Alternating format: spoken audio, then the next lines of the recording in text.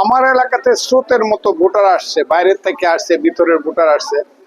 এত ভোট হবে যে এটা চিন্তাই করতে পারবেন না। 14, 18 এবং 24-এ কোনো ভোট দিতে পারি নাই গত 15 বছর। ভোটে প্রথম শুরু হয়েছে মনে হইলো মিসম্যানেজমেন্ট আছে, এমনি খুব স্লো, দুইটা ব্যালট অত্যন্ত স্লো। যা হোক, দেখা যাক পরে কি হয়। তো এখন তো প্রথম মাত্র শুরু হলো, আমি ভোট দিলাম, আশা করি ভালো হবে।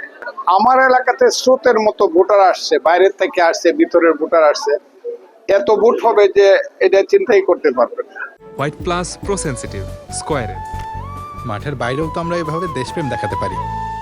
সবসময় যে ভোটটা হয় মানে নর্মাল ভোট যেটা হয় এটা হবে আমার এখানে, নর্মালের চেয়েও বেশি হবে আমার এলাকায়। এখন পর্যন্ত কোনো অসন্তুষ্ট হওয়ার মতো কোনো কারণ দেখি নাই আমি এই পর্যন্ত।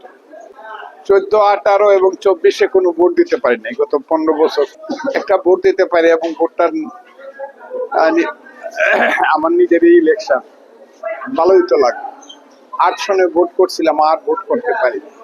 সম্মানিত ভোটারদের উদ্দেশ্য বলবো, আজকে আর বলার কিছু নাই। আজকে শুধু বলার আছে, আপনারা যোগ্য ব্যক্তি দেখে, যারা দেশ চালাতে পারবো যে দল, সেই দলকে দেখে আপনারা দয়া করে ভোট দেন।